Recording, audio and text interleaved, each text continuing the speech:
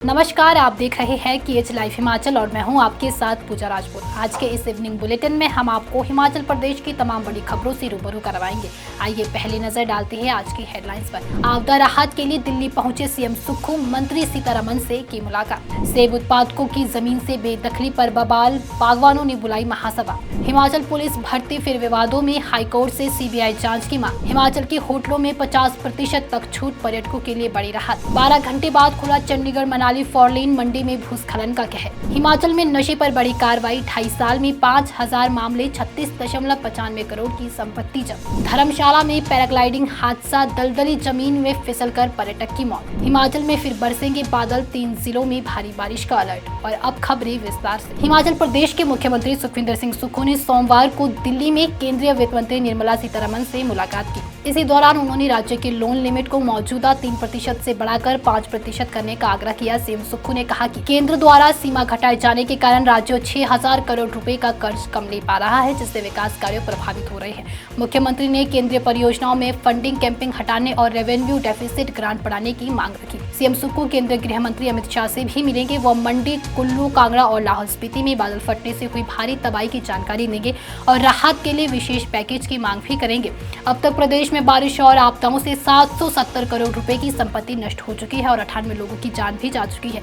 34 लोग अब भी लापता है। मुख्यमंत्री इस दौरान 2023 की आपदा राहत की लंबित राशि को जल्द जारी करने का मुद्दा भी उठा सकते हैं। हिमाचल प्रदेश में सेब उत्पादकों की जमीनी से हो रही बेदखली के खिलाफ बागवानों ने मोर्चा खोल दिया है। सेब उत्पादक संघ ने इस कार्रवाई को अवैज्ञानिक और अन्यायपूर्ण बताया है। पूर्व विधायक राकेश सिंघा ने कहा कि कई मामले कोर्ट में लंबित है, फिर भी धारा 163A के तहत पुरानी बागवानी को उजाड़ा जा रहा है। संघ ने कहा कि 50 साल पुरानी सेब बागवानी को वन भूमि बताकर बेदखल करना गलत है। मंगलवार को हाटकोटी में महासभा बुलाई गई है। संघ ने सरकार से बेदखली रोकने और कोर्ट में पुनर्विचार याचिका दाखिल करने की मांग की है। हिमाचल प्रदेश की पुलिस कांस्टेबल भर्ती एक बार फिर विवादों में आ गई है। अभ्यर्थियों ने हाईकोर्ट में याचिका दाखिल कर भर्ती परीक्षा में पेपर लीक और धांधली का आरोप लगाया है। दावा किया गया है कि प्रश्न पत्र 4-4 लाख रुपए में बेचे गए। 15 जून को आयोजित हुई लिखित परीक्षा में करीब 16,000 उम्मीदवार शामिल हुए थे।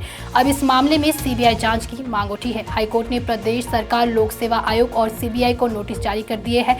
वहीं 4 हफ्ते में जवाब भी मांगा है। उधर कांगड़ा में ठगी के आरोप में 7 लोगों को हिरासत में भी लिया गया है। हिमाचल प्रदेश में पर्यटन विकास निगम और निजी उद्यम ने बड़ा निर्णय लिया है। 15 जुलाई से 12 सितंबर तक HPTDC के ऑफर में 20 से 40% और पर्सनल में 30 से 50% तक की छूट दी जा रही है। अक्टूबर तक ग्रोथ वाले इस ऑफ सीजन में अलग अलग तरह से एडवांस लाइन में तेजी आई है। होटल कैमल पर्यटन में फिर से समुद्र तट की उम्मीद जगा रही है। मंडी के 4 मील के पास भूस्खलन से बंद हुआ चंडीगढ़ मनाली 4 लेन अब 12 घंटे बाद बहाल कर दिया गया है। रात 1 बजे के बाद सड़क पर दोबारा मलबा गिरा था, जिससे हटाकर दोपहर 1 बजे आवाजाही शुरू कर दी गई है।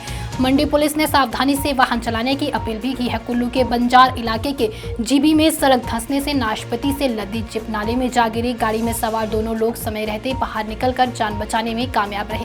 हिमाचल में इस मानसून सीजन में अब तक 98 लोगों की मौत हो चुकी है। वहीं 24 की जान लैंडस्लाइड, बाढ़ और बादल फटने से गई है। 770 करोड़ की संपत्ति को नुकसान हुआ है। वहीं 191 सड़कें अभी भी बंद है और बहाली का कार्य बारिश के कारण बाधित हो रहा है। हिमाचल प्रदेश में नशे के खिलाफ सरकार की मुहिम तेज हो गई है। पिछले 2.5 वर्षों में NDPS एक्ट के तहत 5004 मामले दर्ज किए गए। इस दौरान 36.95 करोड़ रुपए की अवैध संपत्ति जब्त की गई। मुख्यमंत्री सुखविंदर सिंह सुक्खू ने बताया कि ड्रग माफिया पर लगाम कसने के लिए 2 सख्त कानून लागू किए गए हैं। हिमाचल संगठित अपराध नियंत्रण विधेयक 2025 और ड्रग्स रोकथाम, नशा मुक्ति और पुनर्वास विधेयक 2025।